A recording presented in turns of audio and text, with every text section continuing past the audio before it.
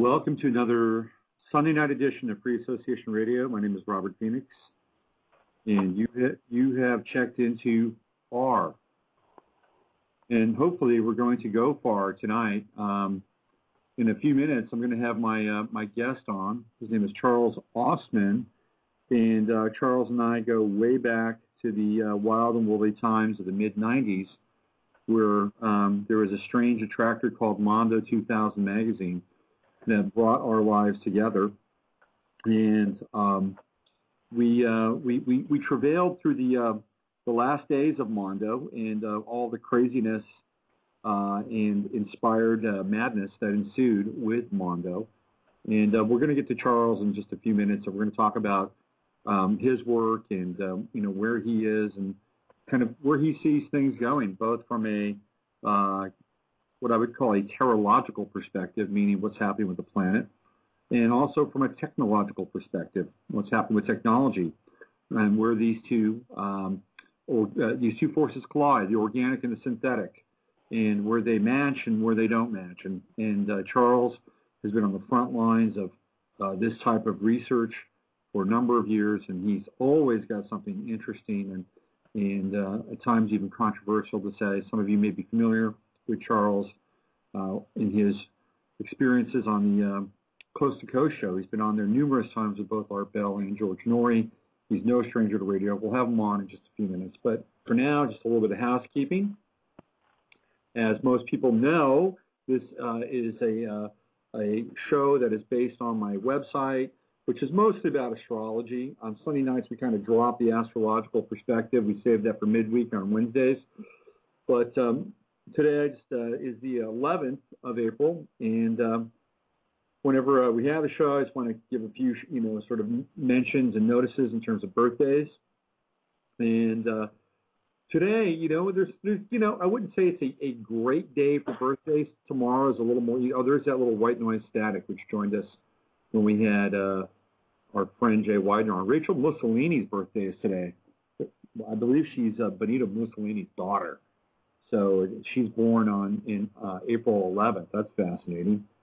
April being the sign of Aries, Aries being the god of war, and connected with Aryan culture and ultimately fascism. Happy birthday, Rachel Mussolini. And let's see, anybody else today of any interest or notes? Ethel Kennedy, I think she might be still alive, although I don't think so. But today is also the birthday of Anton LaVey, the father of Satanism. It's his birthday today. And anybody that follows sort of that strange world knows that there are a number of unusual associations that pop up around Anton LaVey, one of which obviously is Marilyn Monroe, perhaps not so obviously if you don't follow that realm. Rumor has it that Anton LaVey was a piano player at a jazz and blues club at one point in time in Kansas City. And Marilyn Monroe met him in Kansas City before she was anybody, she was there to hang out and sing, and she met Anton LaVey, and apparently they had a relationship moving forward. Of course, Jane Mansfield, deeply connected and closely related to the Church of Satan, Anton LaVey. So Anton LaVey, his birthday is today. We also need, in terms of births, we need to at least mention one passing, and that one passing happened today on the 11th of April, and that's Malcolm McLaren. And Malcolm McLaren was the manager, handler, guru, Svengali for the Sex Pistols. And there probably would not have been anything that we know of resembling punk rock without Malcolm McLaren. And Malcolm McLaren had a fashion, he had a small shop, he was a haberdasher, and it was in London, and there was a whole pub rock scene, and out of the pub rock scene, Malcolm McLaren had kind of an S&M boutique, so to speak. Malcolm McLaren, Vivienne Westwood, all these early seminal punk rock figures were cutting their teeth in the world of fashion, and their fashion was all based on S&M and leather and exotica, and so the young Sex Pistols crew, people like John Lydon and Adam Ant and even Boy George would frequent Malcolm McLaren's shop, and he basically kick-started the scene, started the Sex Pistols, and screwed a lot of record companies out of a lot of money because they would give the Sex Pistols their advance. The Sex Pistols would be too hot to handle, and they'd have the advance money, and the record companies would cancel the contracts. So I think Malcolm McLaren went through at least 3 record deals with the Sex Pistols, pocketed all that money, sent them off to the United States on their world-famous and Down in Flames tour, and then the Sex Pistols disbanded, and Malcolm McLaren had all the money. They had nothing. In Wonderland in San Francisco, on their final show, Johnny Lydon, a.k.a. Johnny Rotten, exclaimed, ever have the feeling like you've been fucked, more or less.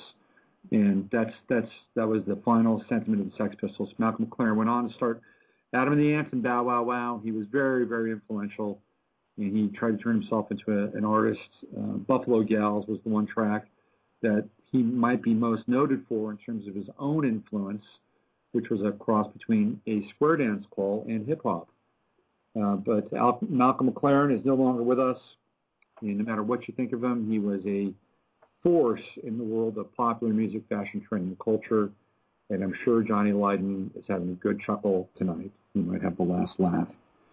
So, without much more further ado, I'm going to bring my guest in tonight. His name is Charles Ostman, and again, I met Charles back in the wild and woolly days of MONDO 2000, and if you don't know much about MONDO 2000, you're going to, because the editor, not the publisher, but the editor, Ken Goffman, a.k.a. Are You Serious, has engaged in a very deep and granular sort of retrospective of MONDO and what MONDO has done to our culture. It's going to be compiling kind of a best of MONDO online, and it will have art and articles, and might have perhaps some crazy video that might be still around. It'll certainly have pieces, contemporary pieces of people that were part of the MONDO world. And Ken is diligently putting this together. And I wound up at MONDO 2000 in 1997, just at the edge of 96, 97. And Charles was one of the first people that I met at the MONDO house. In fact, he lived right down the street from the MONDO house. It was kind of like I guess it was like a clubhouse for psychedelic cyber misfits. They'd all kind of hang out there, and Queen Moo would make people food after she turned the refrigerator on during the day, or whenever she decided that the CIA wasn't using the refrigerator as a microphone.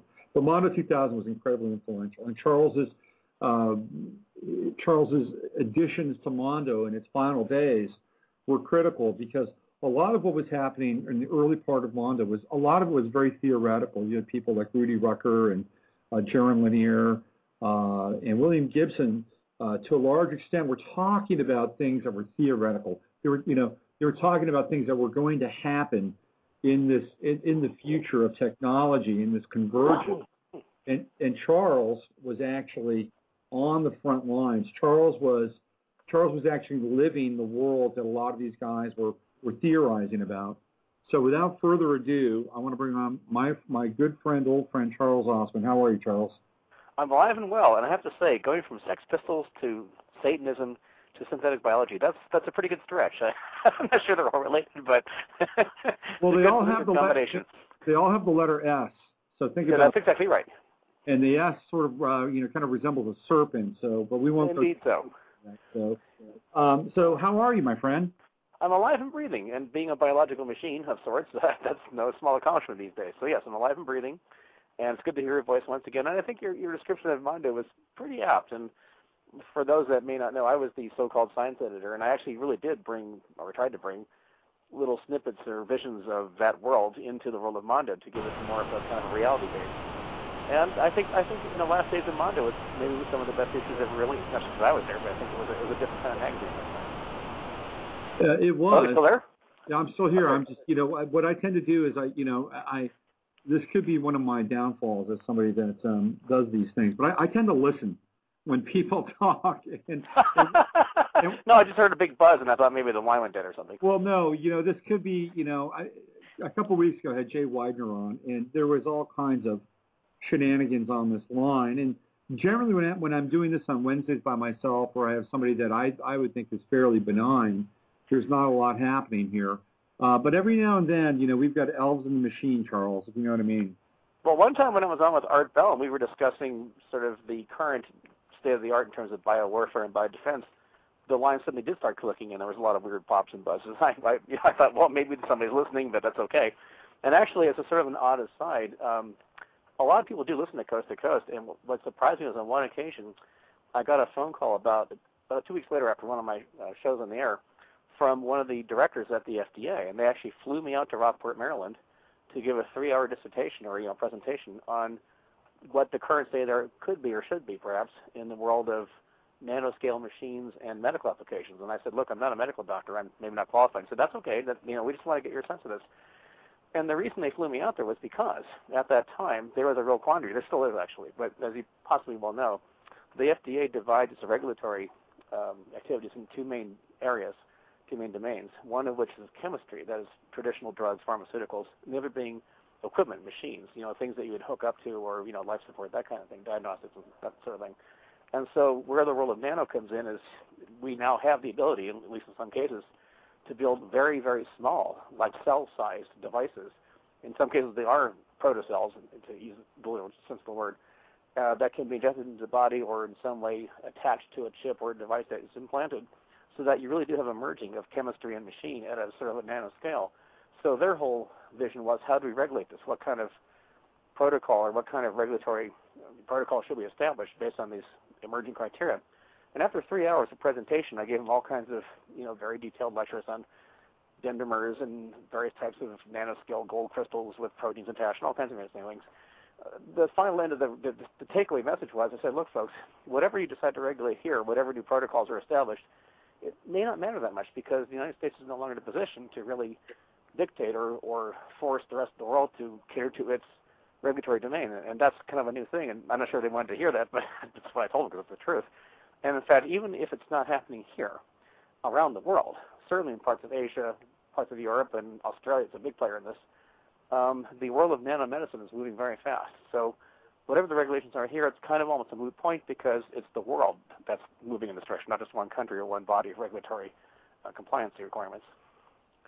Well, that's really interesting. So what comes to mind for me, Charles, is I part of my sort of philosophy, belief system, and experience of life is that this whole idea of countries is completely obsolete, and it is obsolete. You're right about that. Yes. It's a show that is given to the rest of us so that we have a for lack of a better term, a teat, to hang on to. It's a nostalgic teat to hang on to. Yeah, it's partly that, and also it gets a little more serious because when you start wandering to the world of international finance, one of my other hats, by the way, just for the sake of the audience perhaps, I wear a few hats, one of which is I sort of belong to a kind of a think tank called the Institute for Global Futures, and we do a lot of strategic research for corporate clients and also for various agencies here and abroad. And the basic idea is that we look at the intersection of science and technology and how it affects our foreign policy. I'm hearing that buzz again. I'm sorry about that. It's okay. It's all right. This is what Jay... They're listening, whoever it is, yes. It's just part of an initiation to be in my world, Charles. I understand completely. That's quite all right.